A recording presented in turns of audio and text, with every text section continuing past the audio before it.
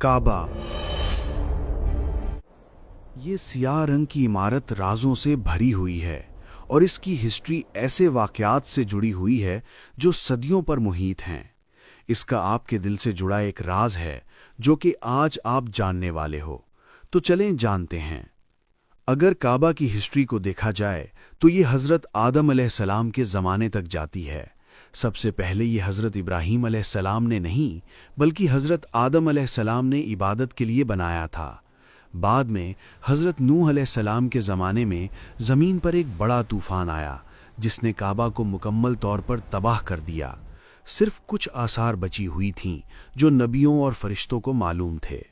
कुछ सदियों बाद अल्लाह के खलील हज़रत इब्राहीम अलैहिस्सलाम इस दुनिया में आए।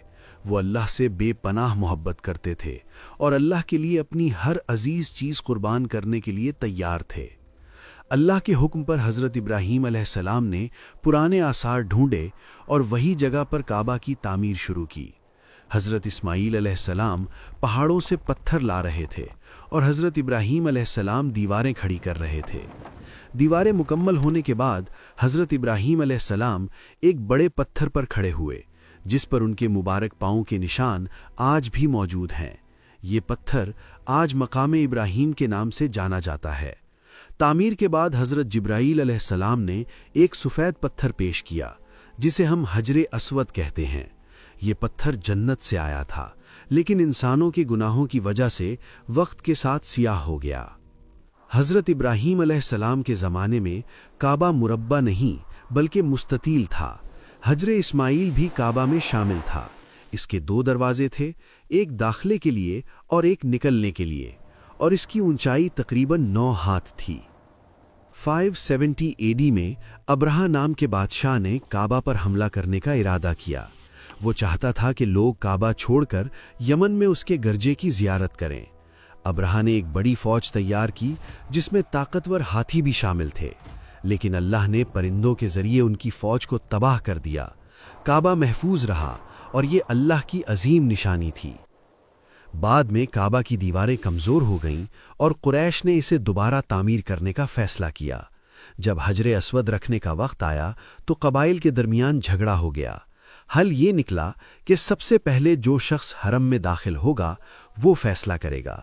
वो शख्सियत हज़रत मोहम्मद सल्लल्लाहु अलैहि वसल्लम थे।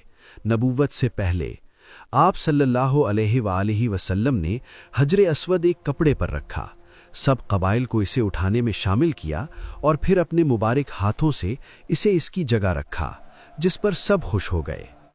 फ़तेह मक्का के दिन नबी सल्लल्लाहु अलैहि वसल्लम ने काबा में मौजूद तमाम बुत तोड़ दिए और इसे हमेशा के लिए तौहीद का मरकज़ बना दिया। इसी दिन से काबा मुसलमानों का क़िबला बना। साइंस और गोल्डन रेशो का राज ये है कि मुसलमान काबा का तवाफ़ काउंटर क्लॉकवाइज करते हैं और यही सिमत पूरी कायनात में भी पाई जाती है। सैयारे, कहकशाएं और हत्ता के एटम्स भी इसी तरतीब में गर्दिश करते हैं। ये अल्लाह की बनाई हुई कॉस्मिक हार्मनी है। तहकीकात के मुताबिक काबा ज़मीन के खुश्की वाले हिस्से के तकरीबन मरकज़ी मुकाम पर वाक़ है। इसीलिए सदियों पहले भी सिमतों के तयन के लिए काबा को एक रेफरेंस पॉइंट समझा जाता था। इस्लामी रिवायात के मुताबिक काबा के ऐन ऊपर 7वें आसमान में बैतुल मामूर मौजूद है, जहां फरिश्ते इसी तरतीब से तवाफ़ करते हैं जैसे ज़मीन पर मुसलमान काबा का तवाफ़ करते हैं। काबा और इंसान का दिल दोनों एक ताकतवर इलेक्ट्रोमैग्नेटिक फील्ड पैदा करते हैं जो ना सिर्फ इंसान के अपने जिस्म बल्कि इसके इर्द गिर्द मौजूद लोगों पर भी असरअंदाज होता है। यही वजह है कि तवाफ़ के दौरान लोग एक गहरा रूहानी सुकून महसूस करते हैं। असल काबा सिर्फ पत्थरों की इमारत नहीं, ये रूहानियत, मरकज़ियत और अल्लाह से जुड़ने की अलामत है। और सबसे बड़ा राज ये है कि अल्लाह का असल घर इंसान का दिल है, ना कि सिर्फ काबा।